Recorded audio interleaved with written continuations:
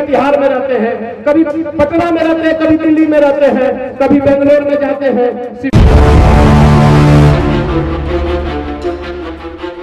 थोड़ा भाग जाता हूँ, इनके साथ रहते रहते इनका संघर्ष देखा हूं मैंने।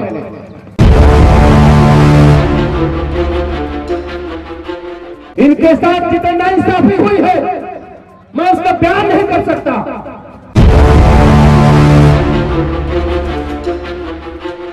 प्रधानमंत्री 4 घंटा मात्र सोते हैं, 18 घंटा काम करते हैं। मुझे तो पता ही नहीं, मैं इनके सहायक की तरह रहता हूं। कभी उपस्थित कदवा हाट और उसके आसपास से आए हुए ग्रामीण साथियों और इस मंच का संचालन कर रहे बच्चा भाई शकूर साहब, अध्यक्षता कर रहे हसीबुर रहमान साहब, और इस कार्यक्रम को सफल बनाने के लिए दिन रात एक किए हुए हमारे मित्र राष्ट्रीय जनता दल अल्पसंख्यक प्रकोष्ठ के प्रदेश महासचिव भाई सम्मी जी को मैं बधाई देता हूं, धन्यवाद देता हूं कि आपने बहुत मेहनत करके कदवा में ये कार्यक्रम किया है, लोगों को संगठित किया है। सारा हसीब भाई का किया हुआ है। मैं इसमें इस मंच पर एक ऐसे शख्सियत बैठे हैं जिनको हम सभी जानते हैं, जिनका नाम डॉक्टर अहमद अशफाक करीम है, जो आपको इस इलाके में आज से 40 साल पहले आकर आपको देने का काम किया।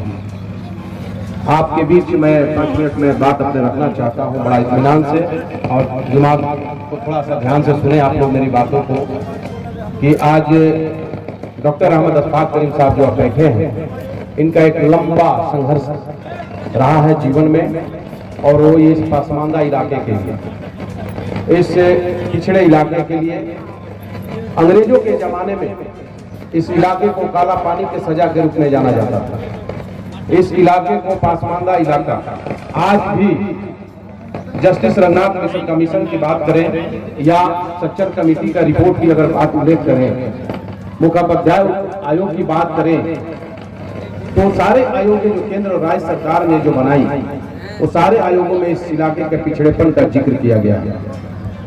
और सबसे बड़ी बात यह है कि इस इलाके का पिछड़ेपन का उल्लेख भारत सरकार और राज्य सरकार ने जो आयोग बनाकर की, उससे पहले ही माननीय सांसद राज्यसभा डॉक्टर अहमद अशफाक करीम साहब को यह बात पता था कि जिस इलाके में अंग्रेजों के द्वारा काला पानी की सजा दी जाती है, जहां अकलियत के लोग रहते हैं, पिछड़े अति पिछड़े दलित आदिवासी समाज के लोग रहते हैं, जो भारत का एक सीमा है, बिहार का एक सीमा है, उस इलाके में उन गरीब असहाय कमजोर लोगों के लिए मुझे कुछ करना है। और पटना के बगल के जिला वैशाली से 40 साल पहले आकर इस इलाके में काम किया। आपके बीच कभी वोट मांगने के लिए नहीं आया, कभी आपसे ये नहीं कहें कि मुझे वोट दीजिए तब मैं आपके लिए स्वास्थ्य की व्यवस्था दूंगा, आप मुझे वोट दीजिए तब मैं आपके बच्चों को, आपके घर के युवाओं को रोजगार दूंगा, आप मुझे वोट दीजिए तब जा करके मैं ऐसी शिक्षा दूंगा जिससे आपके नौजवान, आपके घर में जो बेरोजगार हैं उनको रोजगार मिल सके। ये बात कभी माननीय सांसद डॉक्टर अहमद अशफाक करीम साहब ने आपके बीच नहीं कहा। इस शहर, इस गांव में, इस जिला में लोग आए, बहुत सारे लोग यहाँ पर आए, बाहर से एमपी बने, विधायक बने, एमएलसी बने, सभी ने आपसे लिया, लेकिन आपको कुछ दिया नहीं, आपको कुछ दिया नहीं। वो सिर्फ वोट लेकर के अपने बच्चों के लिए, अपने परिवार के लिए, अपने आने वाली पीढ़ी के लिए वो संपत्ति, जमीन जायदाद बनाकर चले गए। लेकिन डॉक्टर अहमद अशफाक करीम जब यहाँ आए हैं, तो आज आपके बीच में वो काम करके दिखाने का काम किया कि आज मेडिकल कॉलेज में आज मुफ्त में इलाज होता है, किसी का हार्ट अटैक हो जाता है, किसी का ब्रेन हेमरेज हो जाता है, और किसी शिशु बच्चे का गंभीर बीमारी हो जाता है, किसी महिला का जो है गंभीर बीमारी हो जाता है, तो इसके लिए आपके पास अत्याधुनिक तरीके से जो दिल्ली के एम्स में तमाम सुविधाएं उपलब्ध है, वो डॉक्टर अहमद अशफाक करीम कटिहार जैसे पसमानदा इलाका में, पिछड़ा इलाका में देने का काम किया, और इससे आप सभी को लाभ मिल रहा है, सभी को फायदा मिल रहा है।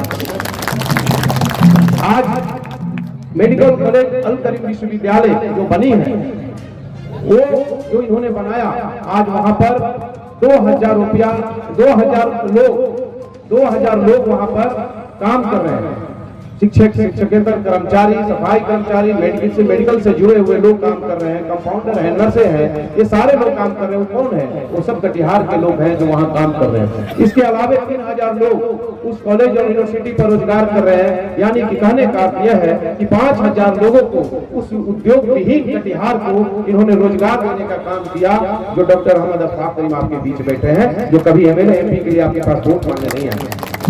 आज आपके बच्चे जो बाहर कोटा में, दिल्ली में, बेंगलोर में, गुजरात में, अन्य कई राज्यों में बाहर बच्चे और बच्चियों को पढ़ने के लिए आप भेजते हैं ताकि उसे रोजगार मिल जाए। वो रोजगार देने का काम डॉक्टर अहमद अशफाक करीम ने यहाँ पर वो शिक्षा देने का काम किया, जो दानिश भाई ने आपको बताया कि किस तरह से यहाँ पर शिक्षा दिया जा रहा है। आज आप अपने बच्चे को, अपनी बच्चियों को सुरक्षित जगह पर आप पढ़ा रहे हैं और ताकि उसे रोजगार मिले, ये देने का काम डॉक्टर अहमद अशफाक करीम साहब ने किया। राज्यसभा में सांसद है और हम लोग की ख्वाहिश है, कटिहार की जनता की ख्वाहिश है कि हमें ऐसे ही एक जनप्रतिनिधि चाहिए जो अपने बल पर इतनी बड़ी सेवा देने का काम कटिहार को किया।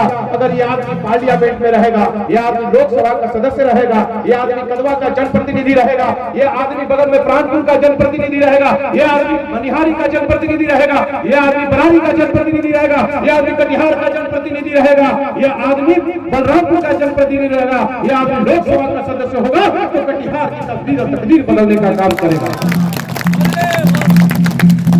ये आदमी जो आपके बीच बैठे हुए हैं, इस आदमी की शख्सियत को पहचानने का कोई काम किया तो बिहार के गरीब वंचित शोषितों के मसीहा, समता मूलक समाज की स्थापना करने वाले बड़े रहनुमा आदरणीय लालू प्रसाद यादव जी ने कहा तुझे जनता ने नहीं समझा, सीमांचल के पसमानदा लोगों ने नहीं समझा, ये काला पानी का इलाका के लोगों ने नहीं समझा, लेकिन लालू यादव समझता है।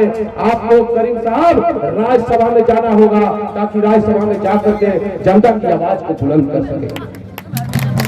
जब ये संसद भवन में बैठे थे तो इनका एक बार हमें इनका तकरीर सुना, वहां पर जो पार्लियामेंट में इन्होंने बोला, इन्होंने कहा तो 1 नेशन 1 इलेक्शन की स्टेज पे बात हो रही है।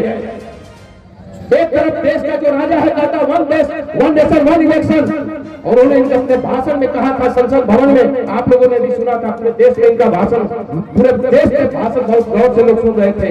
इन्होंने कहा कि देश में 1 नेशन 1 इलेक्शन से ज्यादा जरूरी है 1 नेशन 1 एजुकेशन की जरूरत है, जहां अडानी का भी बच्चा पढ़ेगा, जहां एक गरीब का भी बच्चा पढ़ेगा, जहां अंबानी का बच्चा पढ़ेगा वहां एक गरीब का बच्चा पढ़ेगा, जहां अमित शाह का बच्चा पढ़ेगा वहां एक गरीब का बच्चा पढ़ेगा। ये बात किसी ने उठाने की काम किया संसद भवन में, डॉक्टर अहमद अशफाक करीम ने इन्होंने कहा कि देश के अंदर में स्वास्थ्य सुविधा मुफ्त होनी चाहिए। मैं निजी तौर पर कटिहार मेडिकल कॉलेज अस्पताल जो सिरसा में है, मैं निजी तौर पर मुफ्त इलाज करता हूँ। तो भारत सरकार अपनी संस्थाओं के माध्यम से, देश के तमाम संस्थाओं के माध्यम से गरीबों का मुफ्त इलाज नहीं करता है, जहाँ अमीर का भी इलाज हो, गरीब का भी इलाज हो। ये संसद भवन में इन्होंने उठाने का काम किया। मैं सवाल तो करता हूँ कि ऐसे लोग क्या हमारे सांसद नहीं होने चाहिए? जवाब दीजिए आप लोग, हाँ या ना में हाथ उठाकर बोलिए, क्या ऐसे लोग हमारे पार्लियामेंट का सदस्य नहीं होना चाहिए? अंदर से अंतरात्मा से बोलिए कि हमारा पार्लियामेंट का सांसद कैसा होना चाहिए? हमारा पार्लियामेंट का सांसद कैसा होना चाहिए? हमारा पार्लियामेंट